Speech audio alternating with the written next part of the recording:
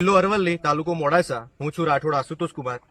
વાઘોડિયા ગ્રામજનો સાથે અહીંયા જીતપુર વાઘોડિયાની વચ્ચે આજે રેલવેની કામગીરી ચાલે છે. ખાનગી કોન્ટ્રાક્ટર દ્વારા એક્વાયર્ડ કર્યા એરિયાની બહાર ડુંગરનું ગેરકાયદેસર ખોદકામ થયું છે.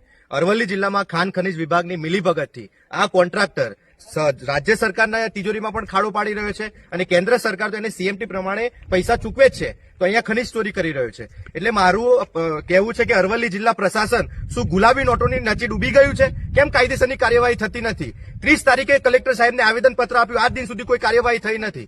જાગૃત નાગરિક તરીકે ગામના લોકોને આ રીતે રજૂઆતો કરવી પડે છે, તો શું પ્રશાસન શું કાયદેસરની કાર્યવાહી કરશે કે નહીં? ન્યાય મળશે કે નહીં? અને આ 26 કિલોમીટરમાં નાખેલો જથ્થો જો માપણી થાય અને આ કોન્ટ્રાક્ટરે કેટલી રોયલ્ટી લીધી છે એની તપાસ થાય તો દૂધનું દૂધ ને પાણીનું પાણી થાય.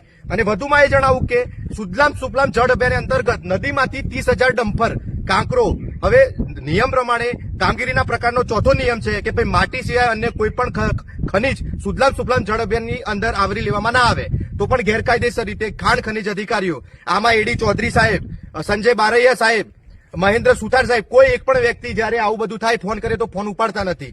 લાખો રૂપિયાના હપ્તાઓ લઈને બેસી ગયા એવું સ્પષ્ટ લાગી રહ્યું છે. જો તપાસ થાય તો આ ગ્રેવલ જે નદીમાંથી કાઢ્યું છે એમાં પણ કરોડોની ખનીજ ચોરી બહાર આવશે.